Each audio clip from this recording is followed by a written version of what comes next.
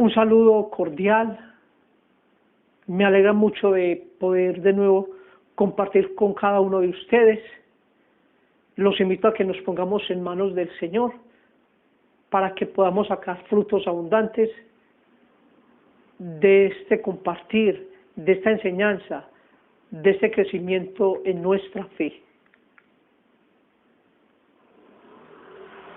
Siguiendo este estudio de los padres de la Iglesia, vamos a entrar ya en la etapa final de este estudio.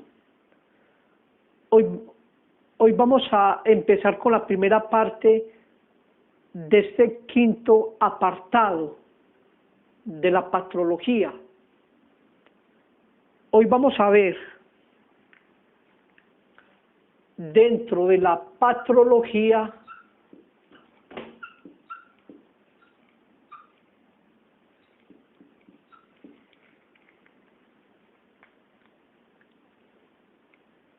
lo que se ha denominado el conflicto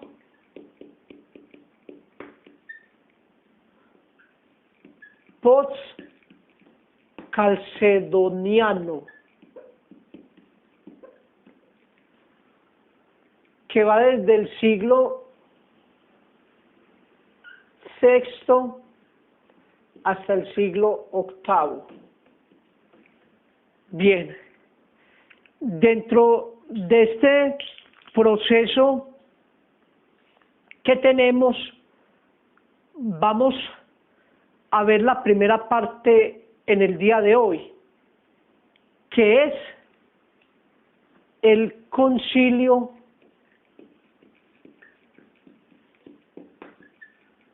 tercero de Constantinopla,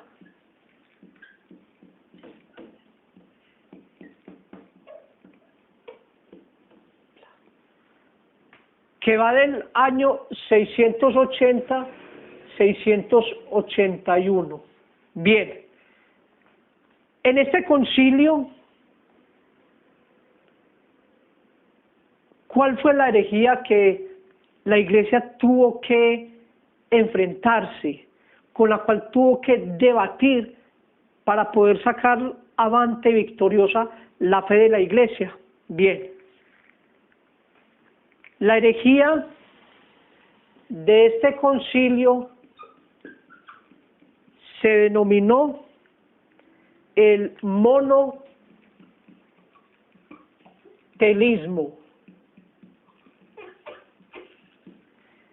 ¿Y qué significaba esta herejía monotelista? Afirmaba que en Jesús solo había una voluntad,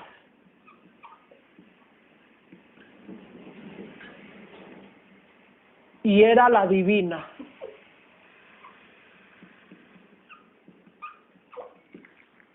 En otras palabras, esta herejía estaba suplantando o negando esa voluntad humana de Jesús.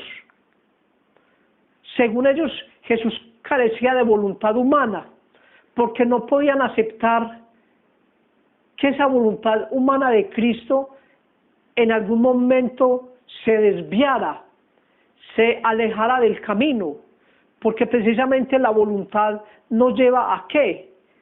A que nosotros podamos querer o elegir el bien o el mal.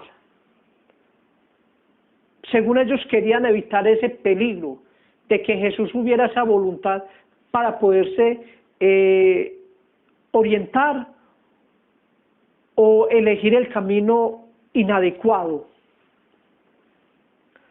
Pues bien,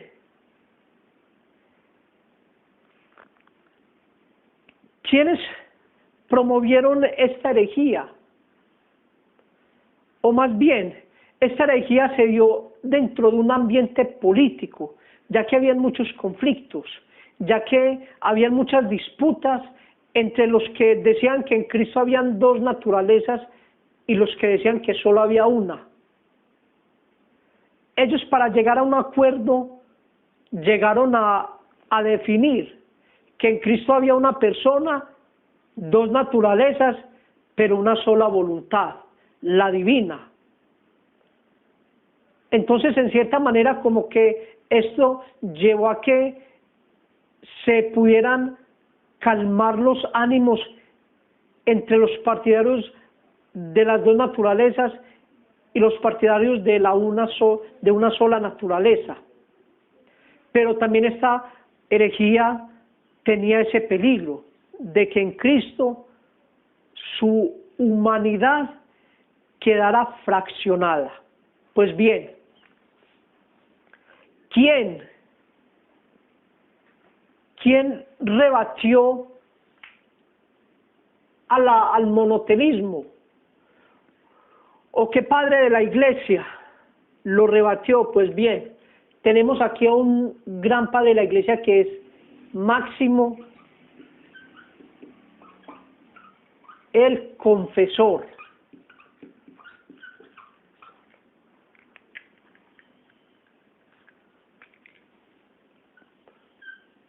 Bueno, en primer lugar, San Máximo el Confesor se basa en las mismas Sagradas Escrituras y él hace un comentario al huerto de Getsemaní o a la oración de Cristo en el huerto. A la oración de Cristo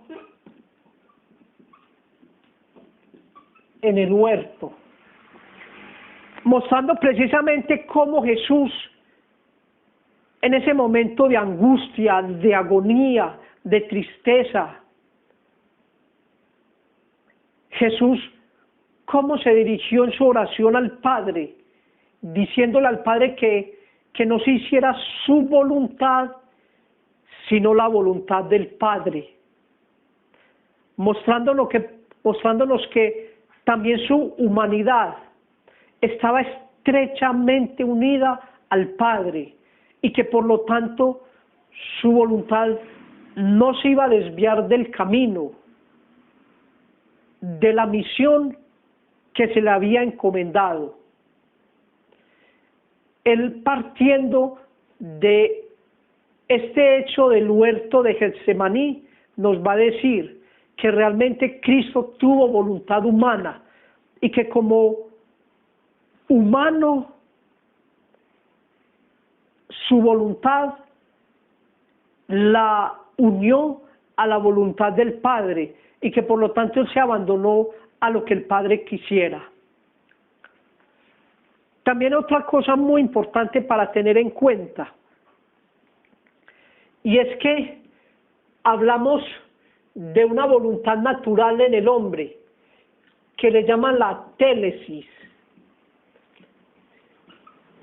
que precisamente esa voluntad natural en el hombre, de poder inclinarse, de poder elegir, de poder decidir si hace el bien o hace el mal, esa voluntad natural que todos tenemos.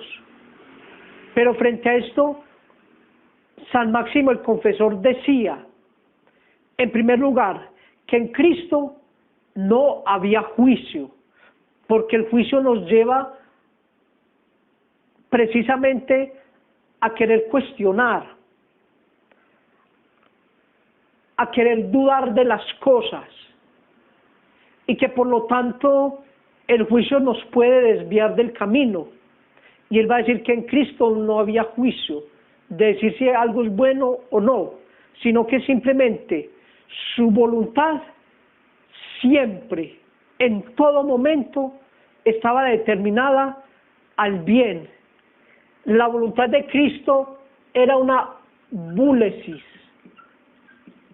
que precisamente era una voluntad determinada, no determinista, no, determinada, es decir, que siempre Cristo en su ser, en su vida, en su obrar, quiso siempre hacer la voluntad de Dios, someterse, para que Dios hiciera en él su voluntad. Y el mismo Jesús, en un pasaje bíblico lo decía muy claro: mi alimento es hacer la voluntad del Padre. Jesús tiene esa voluntad determinada.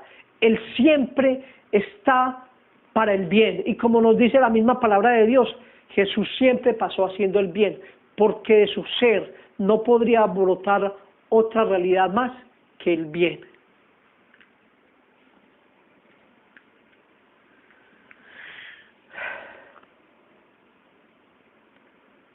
También hay que tener en cuenta que en Cristo no hay una oposición entre su voluntad humana y su voluntad divina, de ninguna manera. Porque como lo vimos en los videos anteriores, Cristo es una unidad total entre lo humano y lo divino. Por lo tanto, su voluntad humana y divina siempre van a tender a lo mismo. No se van a contraponer una a la otra. A partir de esto es donde la Iglesia define que en Cristo hay una persona, dos naturalezas, humana y divina, y que por lo tanto a esas naturalezas corresponde una voluntad divina y una voluntad humana. Como vemos, este concilio trabajó intensamente para salvaguardar la voluntad de Cristo, mostrándonos precisamente que Cristo compartió toda nuestra realidad, menos el pecado, y que Él también en su humanidad experimentó esa realidad de poder elegir, pero siempre Él eligió el bien.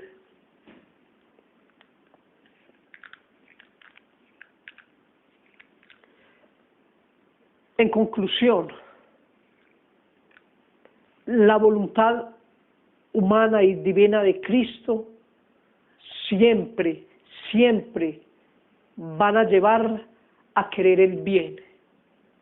Y eso es lo que siempre el Señor ha querido para nosotros, nuestro bien, nuestra salvación.